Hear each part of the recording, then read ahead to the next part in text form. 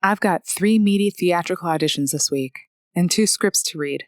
But also, I'm a parent, and I've got to make a few modifications in order to get it all done.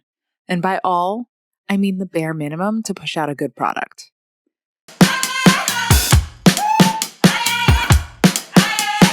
What you gonna do when the rain is coming down? Nothing more to do when there's no one else around. Bring it back to the middle, push. When I was childless, I could spend hours reading a script, creating a character, memorizing lines, and essentially making my own schedule. I also never had to worry about finding a reader or setting up a self-tape. But once I became a parent, the challenge was not only to do all the things I just said to prepare for an audition, but also arrange childcare while I drove 45 minutes across town for just 1 to 3 minutes of my moment in the spotlight. Or even worse, having to bring one or both of my babies to my audition and having a stranger watch them. I'm not totally proud of that, but to be fair, I did scout out other parent-looking people in the waiting room who would understand. Self-tapes have given me a lot more flexibility as a mom, which I'm grateful for.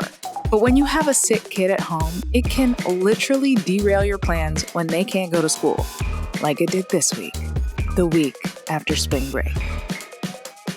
So, I have to make a few adjustments. Instead of reading the whole script, I read the first 10 pages, the scene right before mine, and the ending. Or if I don't have the script, I read the other character sides if I can find them on Showfax or if they were sent to me in the self-tape request.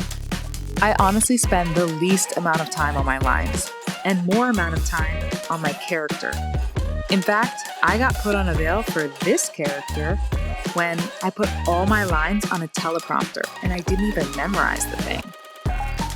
I also go on YouTube and find real people with real interviews of their lives and emulate them. My YouTube algorithm is so confused.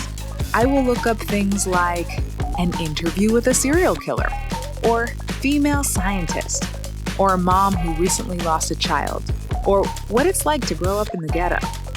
I don't spend time writing backstories for my character. I just use the stories of actual real people and then walk around being them and have a friend or fellow actor ask me about my life, quote, end quote, before I attempt to do the scene. This technique is so valuable, and there's so much more you can do that is taught at the Acting Center LA that can really make your characters more compelling. I highly recommend the Breakthrough Intensive for this. However, lately, I haven't been able to take me out of the equation, meaning I've got a baby bump that I can't hide now, so I've had to tweak my character choices a little bit. Like this chick. She's an ex-con/seductress who gets knocked up and is trying to get on the path to the straight and narrow before the baby comes. But she doesn't know how to give up her bad girl ways and most of all her brilliance in robbing banks. So she's trying to get away with a few more felonies without getting caught. I mean, it's for the baby. This woman is in nesting mode and been on the hunt for the perfect sheets for baby.